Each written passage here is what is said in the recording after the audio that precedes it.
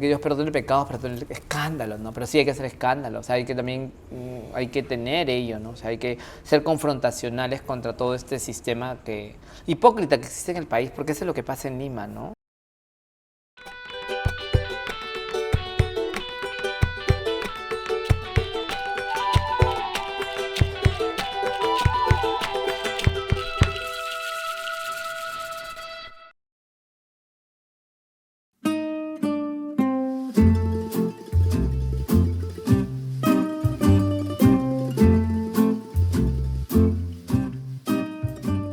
Bueno, mi experiencia como activista, yo creo que empezó hace muchos años. Fue como que un proceso de búsqueda personal, primero, ¿no? De encontrar y vivenciar las dificultades de lo que significaba ser, voy a decir, maricón en los 70s, ¿no? O a fines de los 60s, y tratar de entender por qué la gente me trataba de esa manera si yo era una buena persona, ¿no? Y que tenía hermanos, padre, madre, y mis hermanos y mi madre y mi padre me trataban bien, me querían, mi familia me quería. ¿Qué estaba pasando ahí, no? ¿Cómo era ser lesbiana, adolescente y joven en los años 80, que fue la época en que yo era joven y adolescente? Difícil. En la total invisibilidad, ¿no? Lesbiana, asustada, escondida, una joven que intentaba sobrevivir en medio de esa situación y que por esa razón tuve que salir del país, ¿no? En el año 86. Y regresé en el año 96. Habían pasado ya varios años y vi por televisión a una lesbiana que se llama Ruth Ramos, que era en ese momento directora del MOL, y estaba en un programa hablando sobre las lesbianas. Y cuando la vi, entonces dije, wow, me gustaría ser como ella, ¿no? En esa época vivíamos en una época de, imagínate, la gente era muy homofóbica, había muchos tabúes, era bien complicado.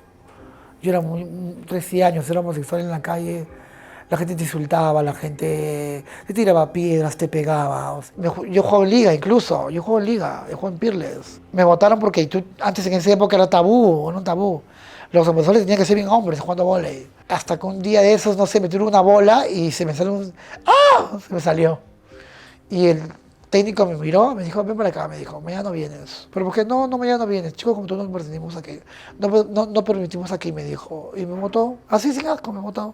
Yo creo que había, o sea, espacios públicos que podían ser tomados por nosotros. Habían discotecas, habían bares también, ¿no? Habían baños turcos y habían cines.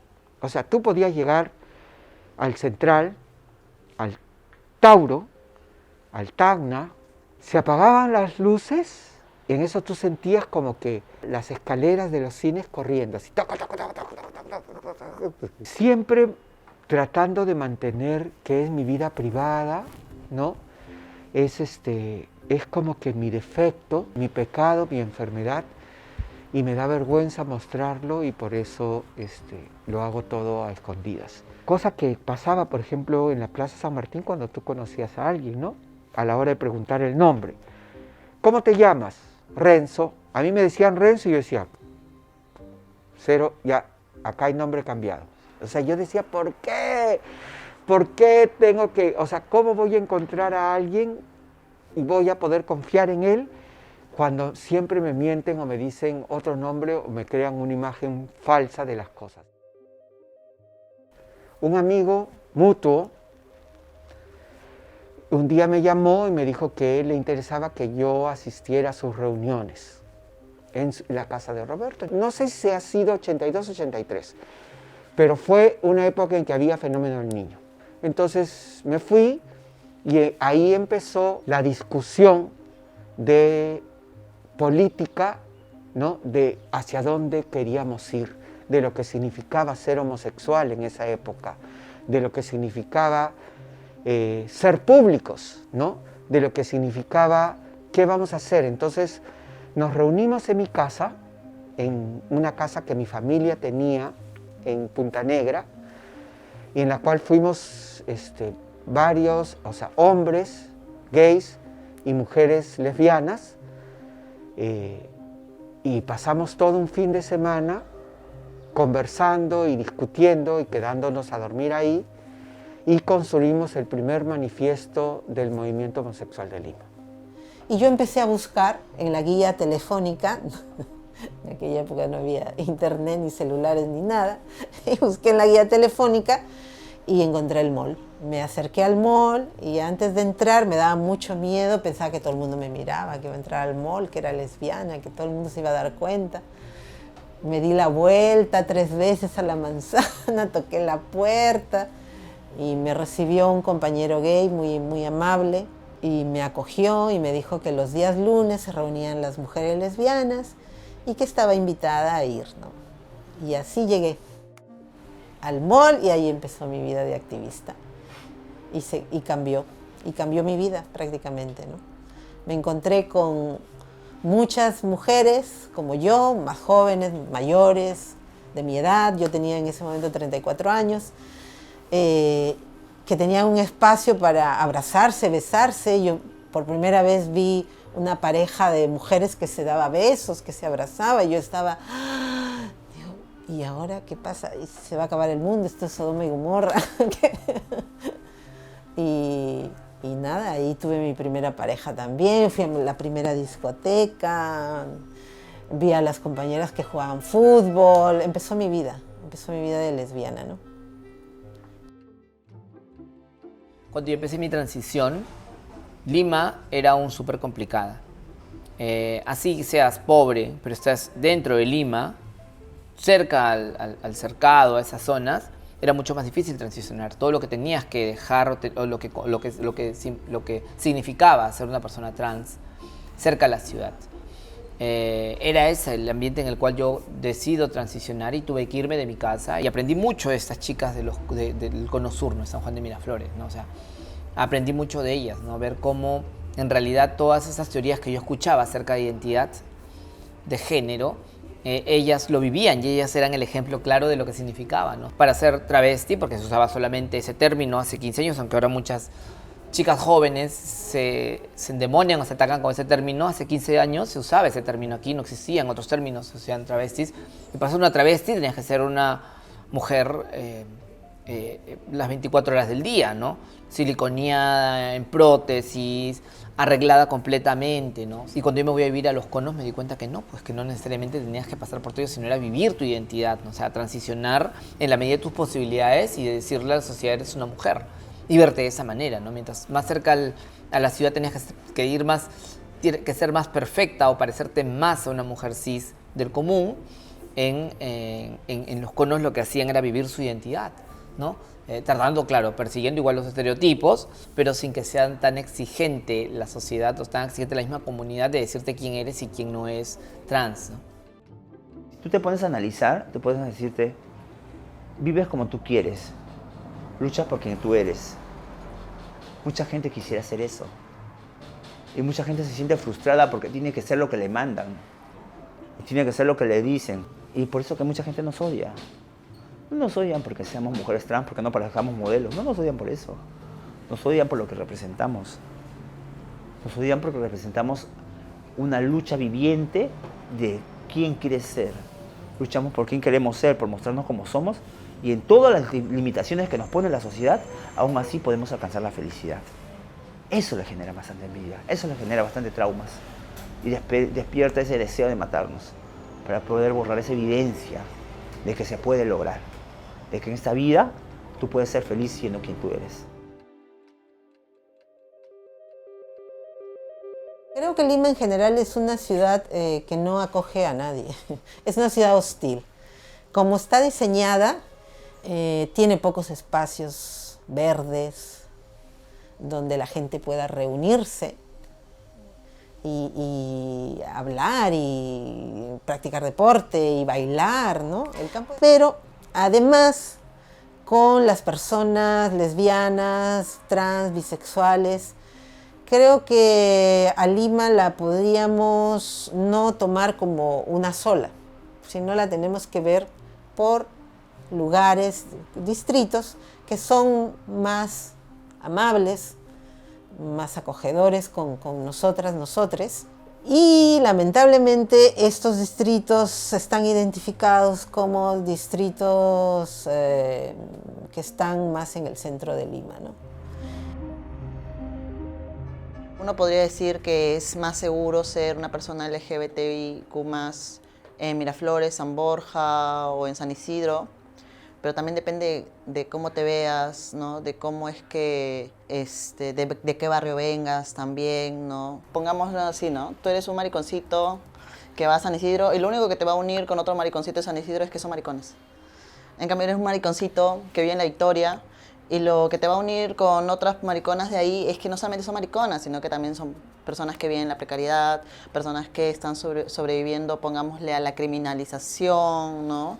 Porque es muy distinto ser un maricón caminando con toda tu mariconería en Miraflores, San Isidro, y es muy distinto ser un maricón caminando con toda tu mariconería en La Victoria, pasar frente a la patrulla, que la policía te diga como que estás prostituyéndote o estás haciendo algo indebido, ¿no? Entonces yo creo que si bien podríamos decir, sí, en estos lugares es peligroso y matan y como que sucede todo esto, en mi experiencia es también pensar en qué es la violencia también, ¿no? Como violento es sí, que te digan, no, maricón de mierda, pero también es que, por ejemplo, no te dejen pasar a ciertos lugares o que te miren así o que alucinen que sí eres un maricón, pero tienes que blanquearte en el proceso para que puedas ser aceptada, para que puedas como que ser integrada. Entonces, para mí es muy complejo pensar en qué lugar es seguro y qué lugar no es seguro, porque la experiencia nos puede decir otras cosas. Siento que el ser mariconcito o el ser cabrita en los barrios o en las periferias o en las zonas que podríamos decir como peligrosas, hace que tu experiencia se confluya o tenga como que otras aristas que te une a esos espacios, ¿no? Yo creo que Lima, definitivamente a comparación de otras ciudades del Perú, es relativamente un poco más segura, ¿no? Definitivamente, pero comparando con otros espacios, no estoy diciendo que sea segura, ¿no? Para nada. Creo que hay algo que tenemos que comenzar a fortalecer, que son los espacios públicos, ¿no? Hablar desde otros espacios, desde lo informal, ya que lo legal no quiere hablar de tema, apoderarnos de plazas, apoderarnos de espacios públicos. Eso yo creo que hay que cambiarlo, ¿no? Porque al final de cuentas termina haciendo daño a otras personas, ¿no? Siempre a las mujeres y a las disidencias, ¿no? Todos esos cuestionamientos hicieron de que yo entendiera de que esta era una ciudad discriminadora, que yo tenía inevitablemente que generarme paredes y mecanismos de protección y saber observar a la gente y observar los escenarios en los cuales yo me desenvolvía para poder salir adelante. Nosotros como LGTBIQ+, lamentablemente, tenemos que aprender a reconocer que vamos a tener heridas de guerra y cicatrices de guerra y aprender a saberlas mostrar, no como víctimas, sino como procesos de grandes guerreros que tenemos largos años de lucha para enfrentar esta opresión que nos quiere eliminar. Entonces Lima, considero que es una ciudad que ya está llegando a un límite, que en muchísimos y que se necesita de energía, se necesita de personas que se quieran comprar el pleito por la ciudad, por un lado, por nosotros, por otro lado, ¿no? Para poder llegar a construir no solamente una ciudad, sino un país que nos reconozca y que no nos siga maltratando inmerecidamente, ¿no? Creo que el hecho de que las personas LGBTQ en el país vivamos con discriminación, con exclusión, con una diferencia de sentir derechos frente al Estado, te hace igual tener algo ahí, ¿no? Que siempre te va a llevar a reclamar. Y hay otras que quizás somos más pesadas y que eso es lo que nos hace quizás que se construyan activismos frente a ello, ¿no? Empecé mi activismo inducida por compañeros gays y lesbianas que quizás en ese momento veían, pues me veían con un gran potencial, porque había acabado mi educación superior y quizás éramos pocas las mujeres trans que podíamos haber terminado y no haber sido excluidas aún de la sociedad, porque ahí pueden haber muchas que han terminado, pero pues la sociedad las excluye y en realidad te hace perder muchas potencialidades que consigues dentro de una educación. La sociedad tiene una deuda histórica con la comunidad trans. Sí, sí la tiene. La recontra tiene. Y no solamente con la comunidad trans, creo que con muchas comunidades excluidas y abandonadas. Y es una de las razones que nos fundamenta la construcción de organizaciones. Por eso existimos, porque queremos alcanzar igualdad, queremos dar equidad, queremos ser respetadas, queremos dignidad.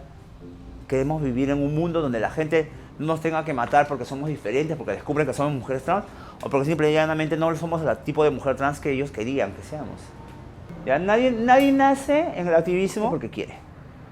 Nace porque te quitan algo o porque te falta algo. Nadie dice tengo hambre porque su estómago está lleno. ¿Ya? Tiene que ser de manera colectiva. El único modo de garantizar la sostenibilidad de algo es cuando es para muchas personas. Cuando uno se esmera, cuando uno se esfuerza, cuando uno es persistente, cuando tú eres testarudo, terco, obstinado, problemático, así te pongan 1000 frases, porque siempre te van a poner las 1000 frases, tú tienes que seguir en la lucha, tienes que buscar lo que tú quieres. Para poder defender algo, tú tienes que creértelo, tú tienes que saber que lo sientes, saber que lo tienes, saber que es tuyo. Tu identidad es tuya, tú la construyes, tú la defines, tú le das forma. Puedes ser una mujer, pero una mujer como tú quieres ser. Mi mamá lo que pensaba era que yo me volví trans por el activismo. El activismo fue el culpable de todo. Y en parte yo creo que, no sé si fue el culpable, pero sí mi ingreso al activismo me hizo dar cuenta de que podía acceder a otras experiencias, que podía como repensarme incluso yo misma, ¿no? Y en ese repensarte así, de repente estás pensando, oye, ¿y si no soy mujer?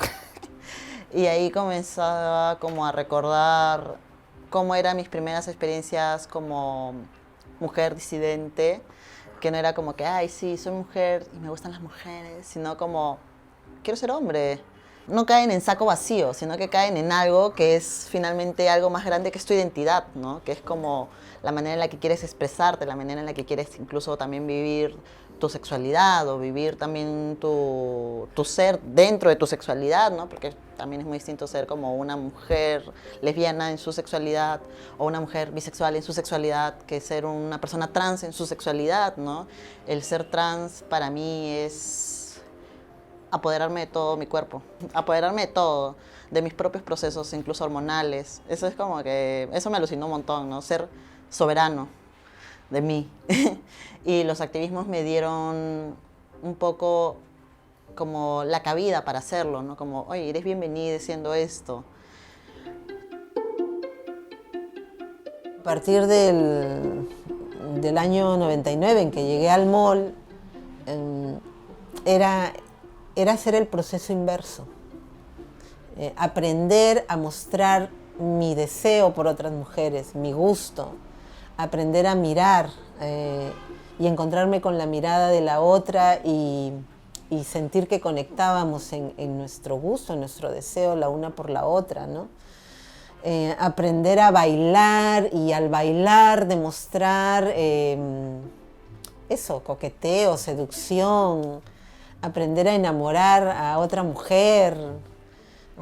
Sí, fue un proceso de empezar a sacar todo lo que había puesto durante todos esos años, ¿no?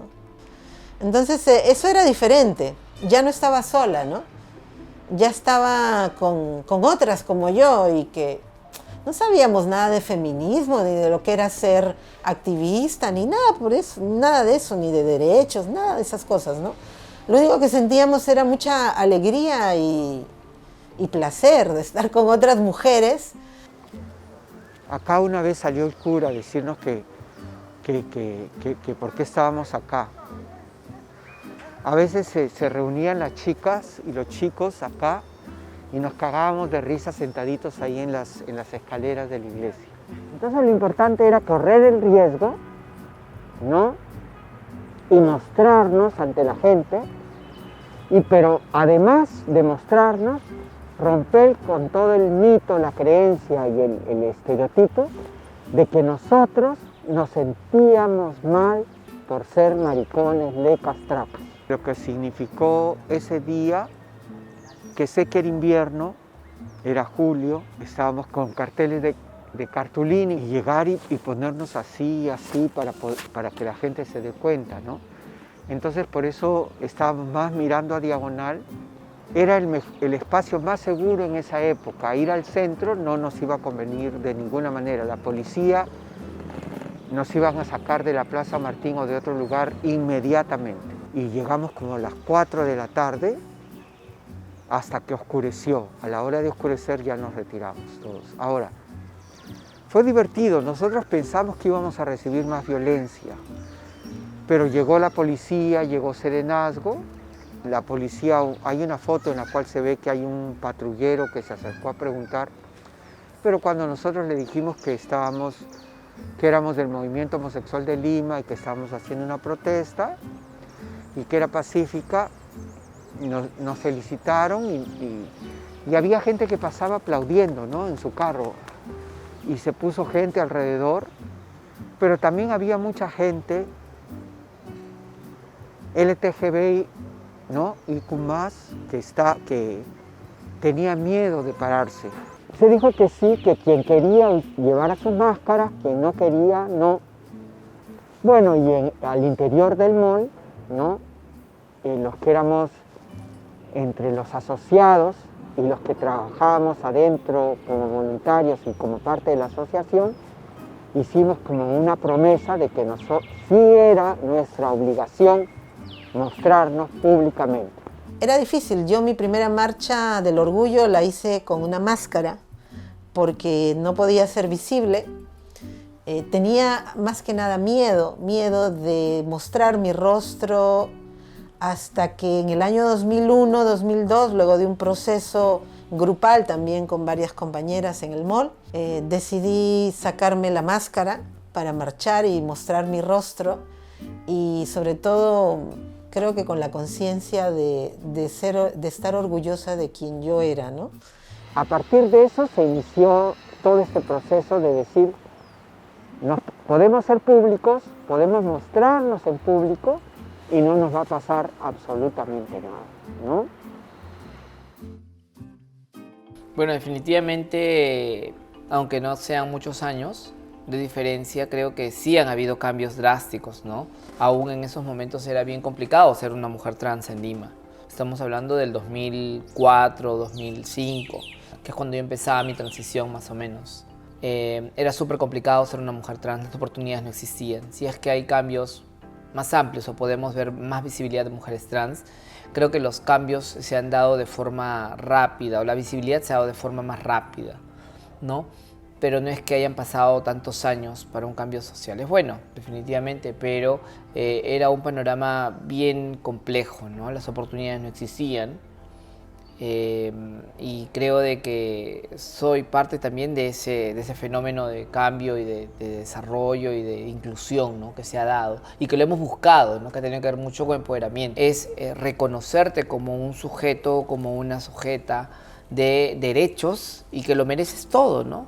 Entonces, convencer a las personas de que tienen que hacer eso, ¿no? Que tú mereces tener derechos, tú mereces estas cosas que la sociedad nos ha negado, ¿no? Dentro del movimiento LGBTQ yo creo que aún nos falta mucho madurar, ¿no? En general, o sea, nos falta mucho madurar y yo creo que, y eso lo tenía claro cuando empecé con activar en Féminas, ¿no? Entender que las taras o los problemas que han ocurrido dentro del movimiento no tienen que repetirse y quizás en las personas trans, que es un movimiento nuevo que está empezando, podríamos cambiar las cosas y por qué no pensar hasta cambiar el país, ¿no? El activismo trans totalmente lo veo muy separado. Lo que yo quiero quitar es esa idea de que ser travesti es ser trabajadora sexual. Me ven en la calle y la gente piensa que soy trabajadora sexual. Pasa un taxista y me dice, flaca, te llevo. Yo lo miro, no gracias, con educación. Y si me siguen persiguiendo, porque a veces me persiguen, son bien jodidos, le digo, disculpa, pero no soy trabajadora sexual. Entonces pienso que está muy dividido. Hoy el Estado apoya muchísimo más, en más identidades internacionales también. Es más, hasta la propia iglesia. Hasta la propia iglesia apoya bastante ahora, de lo que antes no había, ¿no? Y me da mucho gusto que ahora nos incluyan más, ¿no? Para que tú conozcas la problemática de las chicas trans, tienen que salir al campo, pues. Deberían salir en las noches, deberían ir a las peluquerías. Si no sales al campo no conoces nada. ¿Me entiendes? Salir al campo de madrugada. Yo salgo de madrugadas. No tenemos visión política, las mujeres trans todavía. No tenemos la capacidad de conciliar, de articular. ¿Te das cuenta? Es limitante y frustrante. Yo pensé que las de Lima estaban, pues, a la verdad, 1000 años luz. Dios mío. En el Callao hemos avanzado más rápido, los hemos sumado a todas en una sola línea, más rápido. ¿Por qué? ¿Porque hemos tenido habilidad? No. Porque hemos tratado de politizar y hacerles entender a las personas que solamente unidas conseguimos metas, logros. Y tenemos que tener visión para poder presentarnos ante las autoridades. Y cuando se hace política, no te puedes mostrar peleándote con la otra. Tienes que armar un solo objetivo y una sola línea. Antes de la aparición de la asociación Amigas por Siempre, no había grupos organizados de mujeres trans en el Callao. Políticamente no éramos nada. A veces nos toman como si fuéramos mascotas para convertirnos en lo que quieren que seamos, ¿no? Prodigios, un prodigio. Y tú tienes que ser lo que tú tienes que ser. Cuando tú eres un prodigio creado por alguien, muchas veces no estás satisfecho con lo que tú eres. Y a veces por eso no alcanzas el propósito de lo que haces. Puedes construir muchas cosas porque es políticamente necesario. Pero si no te nace, no lo vas a llevar al éxito como debiera ser. Yo creo que históricamente las personas trans hemos sido, somos las que hacemos la ruta, ¿no? Si bien los activismos anteriormente, pongamos con la Unión Civil, ¿no? Siento que el tema de la Unión Civil remeció como un poco esas bases heterosis de la sociedad peruana, como que, ¡ay, qué! Los maricones se quieren casar, ¿qué? Pero no podríamos pensar en un activismo pro matrimonio o pro igualdad sin retroceder un poco y, por ejemplo, ver cómo es que, sí, el maricón era el maricón del barrio, pero podría simplemente quedarse, ¿no?, en sus cuatro paredes y nadie se da cuenta de que eres lesbiana o maricón porque finalmente es una experiencia sexual, pues, ¿no? Pero en cambio, el ser trans no es una experiencia sexual. Es una experiencia identitaria. Yo soy bisexual porque, bueno, pues a veces acá me como hombres, mujeres, lo que sea, ¿no? Pero soy trans todo el tiempo, ¿no? Salgo y soy trans, me ven, soy trans, como que se quedan así como señorita joven, pero soy trans. O sea, ese de cómo te ves, de cómo te expresas ya es identitario, ¿no? El ser trans es como llevar una pancarta de no soy hetero ni cis, ¿no? Todo el rato, ¿no? Y creo que la conversación de los activismos LGBTIQ+, ha virado mucho más a hacer como visible esto, ¿no? De cómo se acuerpa la identidad, cómo el cuerpo interviene, cómo el cuerpo finalmente es el que interviene en las dinámicas sociales, ¿no? Cómo es que ahorita yo estoy hablando, mi voz, sí, mi cerebro, ok, pero es mi cuerpo el que ustedes están viendo y es justamente mi cuerpo el que habita los otros lugares, ¿no? No es mi sexualidad. Entonces siento que se ha virado mucho más la conversación en estos últimos años de hacer espacio y de hacer lugar y hacer justicia, ¿no?, al espacio y al lugar de las personas trans que todo el tiempo con nuestro cuerpo hemos levantado de alguna manera la bandera de las disidencias, ¿no? Yo creo que los activismos deberíamos ir avanzando en no solamente hacer el trabajo de visibilidad y de decir sí, acá existo, acá estoy, sino un poco también de ir haciendo más creando más discusión alrededor de cuál es mi lugar en esto que yo existo. Ya, sí, yo soy el mariconcito de Cercado de Lima, ¿no? Pero ¿cuál es mi lugar acá? ¿Cómo yo me llevo con mi vecino? ¿Cómo yo me llevo con la casera? Para mí más importante es que el Estado nos vea y nos dé nuestros derechos como chicas trans, ¿no? Ponte, yo tengo mi pareja, tuve mi pareja 8 años y un mes. 8 años y un mes, él murió. Entre él y yo forjamos muchas cosas juntos, ¿no? Si las leyes fueran aquí como Argentina, por ejemplo, que ya está muy avanzado, las leyes me avalarían a mí, ¿no? Pero desgraciadamente no soy mujer, soy travesti. Si fuera mujer, otra sería pues la situación, ¿no? Todo lo que él tiene me pertenecería a mí, pues, ¿no? Porque lo hemos hecho juntos. Y tener salud, o sea, que lleguemos a un hospital siendo homosexuales, travestis, gays, lo que sea, y nos traten como tal, como cualquier persona normal. Que no nos miren como bicho raro o tengan miedo de tocarle porque tienen VIH, o cualquier cosa. Lo que yo quiero es que cambien las leyes para nosotros, eso sí.